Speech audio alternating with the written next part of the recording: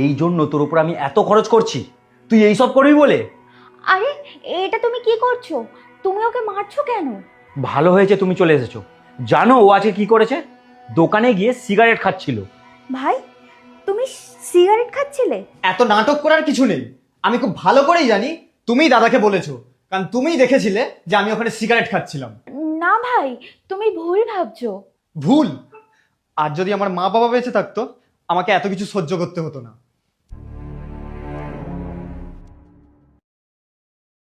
কি ব্যাপার, সিগারেট খেয়ে তো শান্তি হয়েছে তো? আরে তোর দাদা এত ভদ্র, সকলের সাথে ভালো ব্যবহার করে, আর তুই কেন এরকম হয়েছিস? রাস্তাঘাটে যেখানে সেখানে সিগারেট খেয়ে বেড়াচ্ছিস। তুই দেখছি তোর দাদার মান সম্মান আর কিছুই রাখবি না। তোমাকে কে বলেছে আমি সিগারেট খাই?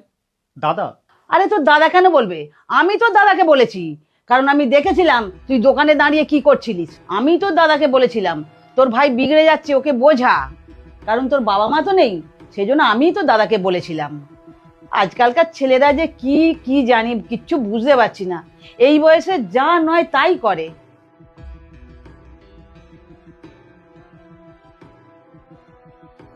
এসে গেছে মহারাজ। আপনি কিছু বলবেন নাকি রাগ এখনো কমেনি? সরি দাদা, আমার মনে হয় আমি অনেক বেশি কিছু বলে দিয়েছি। আমার ওইভাবে বলাটা উচিত হয়নি।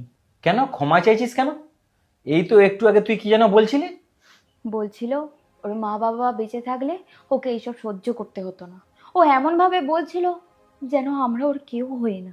কাজের মাসিই আমাকে বলল উনি আমাকে সিগারেট খেতে দেখেছে, আর উনিই তোমাকে বলেছে। বৌদি কিছু বলেনি। আমার বুঝতে ভুল হয়েছে। যাই হোক, ভালো হয়েছে মাসি তোকে সব কিছু বলে দিয়েছে, না হলে তো তুই তোর বৌদিকেই দোষ দিতিস। আমরা তোর ভালো চাই, সেই জন্যই তোকে বোঝাচ্ছি। আর তুই যে এই বাজে অভ্যাসটা ধরেছিস, এটা কিসের জন্য? তোর বন্ধুদের দেখানোর জন্য, তাই তো?